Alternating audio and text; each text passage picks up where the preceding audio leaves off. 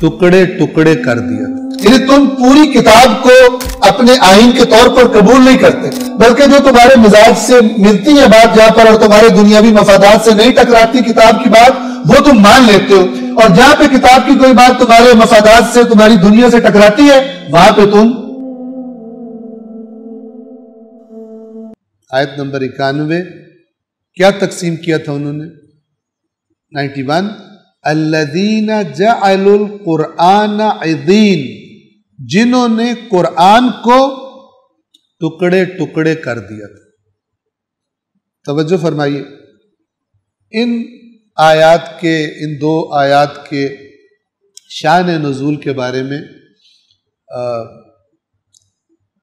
یہ ذکر ہوا کہ جب اللہ کے نبی مکہ میں تبلیغ فرما رہے تھے تو انہوں نے ابو جہل نے یا کسی بڑے سردار نے یا ان سرداروں نے مل کر مکہ میں داخل ہونے کے جو راستے تھے وہاں پر انہوں نے لوگ کھڑے کر دیے، اور کسی سے کہا کہ تم کہو جادو ہے، کسی سے کہا تم کہو فلان ہے، جھوٹ ہے، کسی سے کہو شاعری ہے، فلان ہے. تو گویا کہ یہ کوئی قرآن کو کچھ کہہ رہا ہے، کوئی قرآن کو کچھ کہہ رہا ہے، تو انہوں نے ٹکڑے ٹکڑے کر دیے.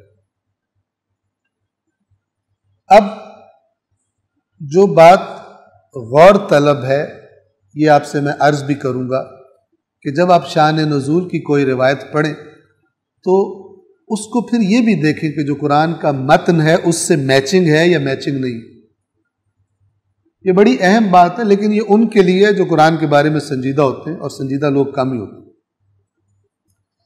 اللہ تعالیٰ فرما رہا ہے کہ کما انزلنا، جیسے ہم نے نازل کیا علی المقتسمین، عذاب، مراد عذاب کا ذکر نہیں ہے، جنہوں نے تقسیم کی تھی، دھڑے بندی کی تھی، ٹکڑے کیے تھے، جیسے ہم نے ان پہ نازل کیا تھا. کس کے ٹکڑے کیے تھے؟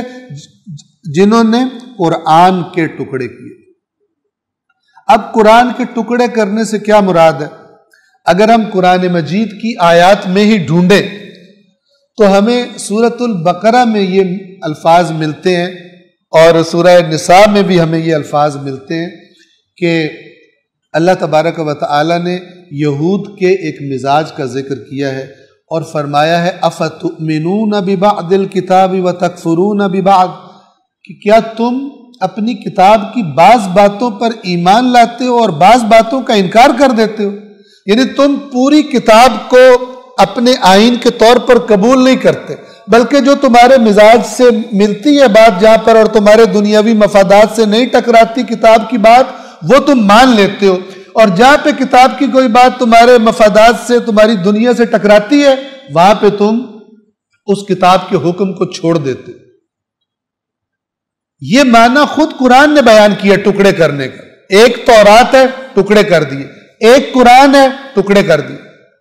یعنی اللہ کے احکام کو پورا کا پورا مجموعی طور پر تسلیم نہ کرنا، بلکہ دیکھنا کون سی بات ہمارے مفاد سے نہیں ٹکراتی اور کون سی ٹکراتی ہے. جو نہیں ٹکراتی اس دین پر عمل کریں گے، اور جو ٹکراتی ہے اس دین پر عمل نہیں کریں گے. وہاں پر کیا تھا؟ وہاں پر یہ تھا سورۃ البقرہ میں کہ یہ یہودی قبیلوں نے اوس اور خزرج کے ساتھ اتحاد کیا ہوا تھا، آپس میں فرقے بنے ہوئے تھے قبیلے، اور کفار کے ساتھ ہر قبیلے نے الگ کفار کے قبیلے کے ساتھ اتحاد کیا تھا. جب جنگ ہوتی تھی اللہ نے ان سے عہد لیا تھا کہ ایک دوسرے کو قتل نہیں کرنا. جیسے کہ مسلمانوں کے بعد حجۃ الوداع میں اللہ کے نبی نے فرمایا تھا میرے بعد دوبارہ واپس جہالت اور کفر کی طرف نہ پلٹ جانا کہ ایک دوسرے کی گردنیں مارنے لگو، جیسا کہ آج مسلمان کر رہے ہیں. اور بعض اوقات اپنے اتحاد غیر مسلموں کے ساتھ کر کے اور ان کے مفادات کے لیے مسلمانوں کے مارنے میں شریک ہو جاتے ہیں. وہی کام کر رہے ہیں جو یہود اور نصارہ پہلے کر چکے. اب یہ کیا کرتے تھے؟ جب جنگ ہوتی تھی تو اپنے اتحاد کا تقاضا پورا کرنے کے لیے اپنے جیسے یہودیوں سے لڑتے تھے اور انہیں قتل بھی کرتے تھے. اور اللہ نے کہا تھا ایک دوسرے کو گھروں سے نہیں نکالو گے، ان کو گھروں سے بھی نکال دیتے تھے اپنے اتحادیوں کے ساتھ مل کر. جب یہ سارے اپنے دنیاوی اتحاد کے تقاضے پورے کر لیتے تھے، سب کچھ ہو جاتا تھا، اب ان کو دین یاد آتا تھا اور کہتے تھے کہ یہ ہیں تو ہمارے بھائی جن کو قتل کیا، جن گھروں سے نکالا. تو ایسا کرو کہ جو کفار نے جن کو قیدی بنا لیا ہے، چلو ہم صدقہ دے کر، فدیہ دے کر اپنے جیسے یہودیوں کو آزاد کروا لیتے۔ دین کب یاد آیا؟ جب دنیا کے سارے تقاضے پورے کر لیں۔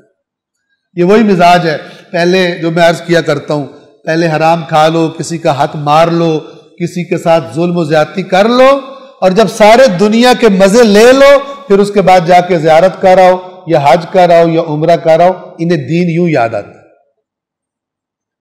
یعنی ان کا دین اتنا کمزور ہے کہ ان کی دنیا کو مقابلہ نہیں کر سکتا، کمزور ہے، پیچھے ہٹ جاتے، پیچھے ہٹا دیتے، اور جب دنیا کے تقاضے پورے کر لیتے ہیں تو اس کے بعد پھر کہتے ہیں ہم ہیں تو مسلمان ہی نا، چلو یہ کام کریں۔ یہ بے ایمان اور کرپٹ طبقہ اللہ تعالیٰ نے یہودیوں کا بھی تذکرہ کیا اور یہ مزاج بتایا۔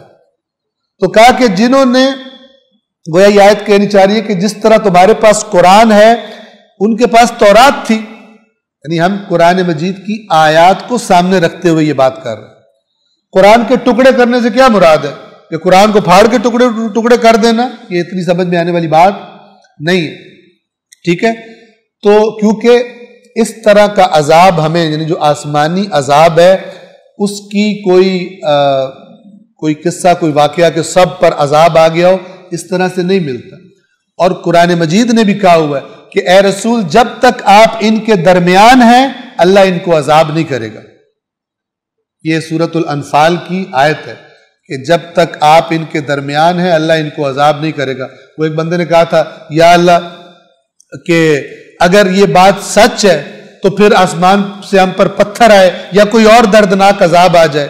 سورۃ الانفال میں اس کی اگلی آیت میں ہے کہ اے رسول اللہ ان کو عذاب نہیں کرے گا جب تک آپ ان کے درمیان میں، یعنی آپ، اور مولا علی نہج البلاغہ میں فرماتے ہیں کہ اللہ کے عذاب سے دو چیزیں امان تھی، ایک اللہ کے نبی کا وجود کہ جو چلا گیا، جو اللہ نے اپنے پاس بلا لیا، اور دوسرا استغفار، کہ استغفار کی بات بھی اسی آیت میں ہے کہ اللہ ان کو اس وقت تک عذاب نہیں کرے گا جب تک یہ استغفار کر رہے ہیں۔ تو مولا نے فرمایا کہ ایک اللہ کے عذاب کی امان اس کے رسول کا وجود تھا کہ جو اس نے اٹھا لیا، اور دوسری، یعنی عین قرآن بات کی ہوئی ہے نہج البلاغہ کے فرمان کے مطابق بھی، اور دوسری اللہ کے عذاب سے امان استغفار ہے، لہذا استغفار کو ترک نہ کرو ورنہ اللہ تبارک و تعالیٰ کے عذاب کا شکار ہو جاؤ گے۔ تو قرآن کو ٹکڑے کرنے کا معنی جو خود قرآن مجید نے بتایا ہے، جیسے تورات والوں نے ٹکڑے کیے تھے، وہ کیا ٹکڑے تھے؟ جو دل کیا مان لیا، جو دل نے کیا اس کو چھوڑ دیا۔ یہ ہے قرآن کے ٹکڑے ٹکڑے کرنا۔